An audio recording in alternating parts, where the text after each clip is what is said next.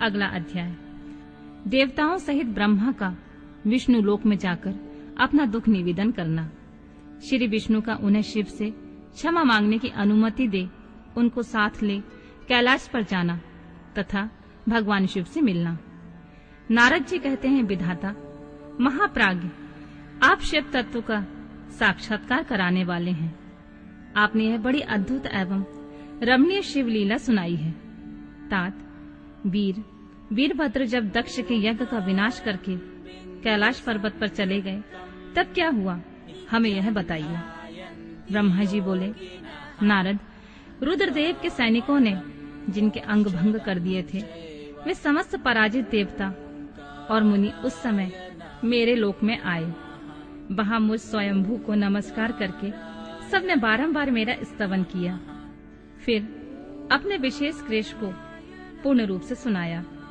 उसे सुनकर मैं पुत्र शोक से पीड़ित हो गया और अत्यंत व्यग्र हो व्यथित चित्त से बड़ी चिंता करने लगा।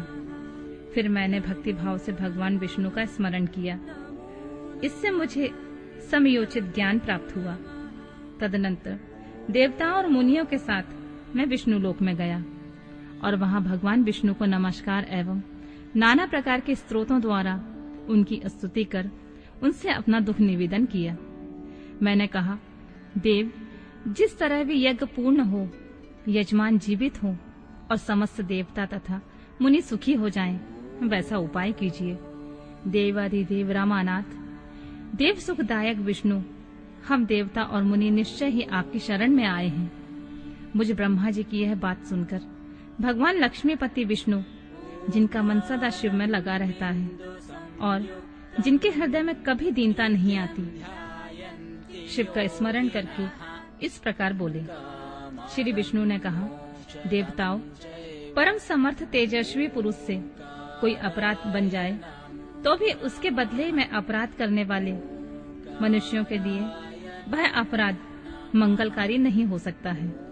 विधाता, समस्त देवता परमेश्वर शिव के अपराधी हैं, क्योंकि इन्होंने भगवान शंभु को यज्ञ का भाग नहीं दिया। अब तुम सब लोग शुद्ध हृदय से शीघ्र ही प्रसन्न होने वाले भगवान शिव के पैर पकड़कर उन्हें प्रसन्न करो, उनसे क्षमा मांगो। जिन भगवान के कुपित होने पर यह सारा जगत नष्ट हो जाता है तथा जिनके शासन से लोकपाल सहित यज्ञ का जीवन शीघ्र ही समाप्त हो जाता है, वे भगवान महादेव इस समय अपने प्राण वल्लभा सती से बिछुड़ गए हैं तथा अत्यंत दुरात्मा दक्ष ने अपने दुर्वचन रूपी बाणों से उनके हृदय को पहले से ही घायल कर दिया है। अतः तुम लोग शीघ्र ही जाकर उनसे अपने अपराधों के लिए क्षमा मांगो।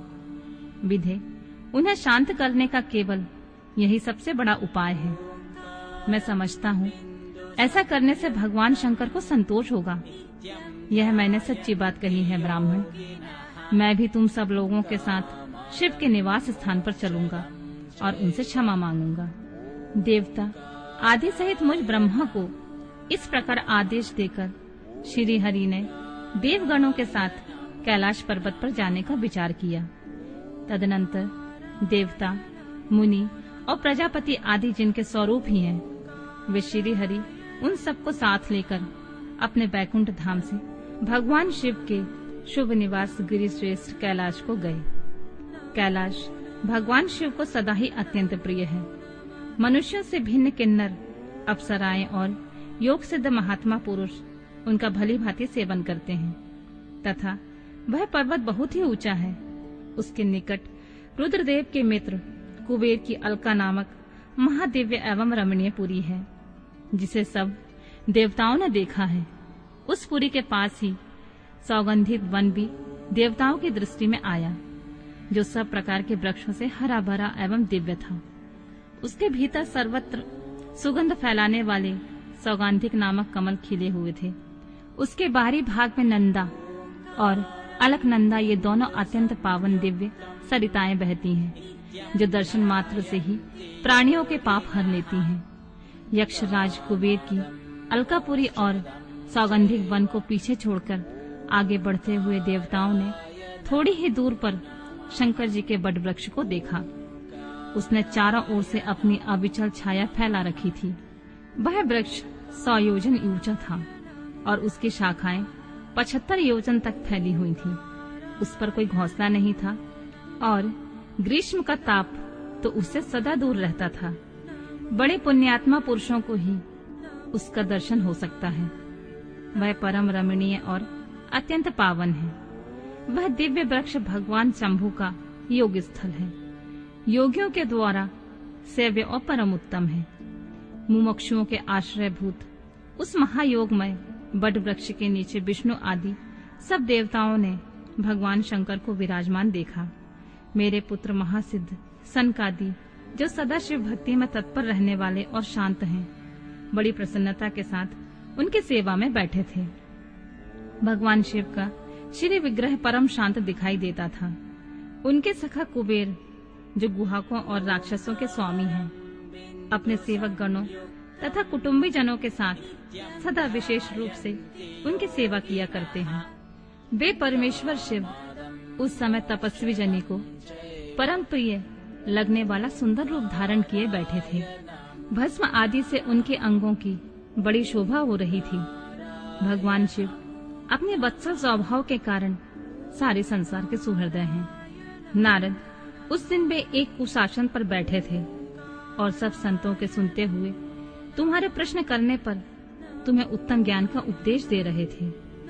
वे बायां चरण अपने दाई जांघ पर और दायां हाथ बाएं घुटने पर रखे, कलाई में रुद्राक्ष की माला डाले सुंदर तर्क मुद्रा से विराजमान थे। इस रूप में भगवान शिव का दर्शन करके उस समय विष्णु आदि सब देवताओं ने दोनों हाथ जोड़कर मस्तक झुकाकर तुरंत उनके चरणों में प्रणाम किया और मेरे साथ भगवान विष्णु को आया देख सत्पुरुषों के आश्रयदाता भगवान रुद्र उठकर खड़े हो गए। उन्होंने सिर झुकाकर उन्हें प्रणाम भी किया। फिर विष्णु आदि सभी देवताओं ने जब भगवान शिव को प्रणाम कर लिया, तब उन्होंने मुझे नमस्कार किया। ठीक उसी तरह जैसे लोगों को उत्तम गति प्रदान करने वाले भगवान विष्णु प्रजापति कश्यप को प्रणाम करते हैं, तत्पश्चात देवताओं, सिद्धों, गणाधीशों और महर्षियों से नमस्कृत तथा स्वयं भी श्री विष्णु को एवं मुझको नमस्कार करने वाले भगवान शिव से श्री हरि ने आदर पूर्वक वार्तालाप आरंभ किया।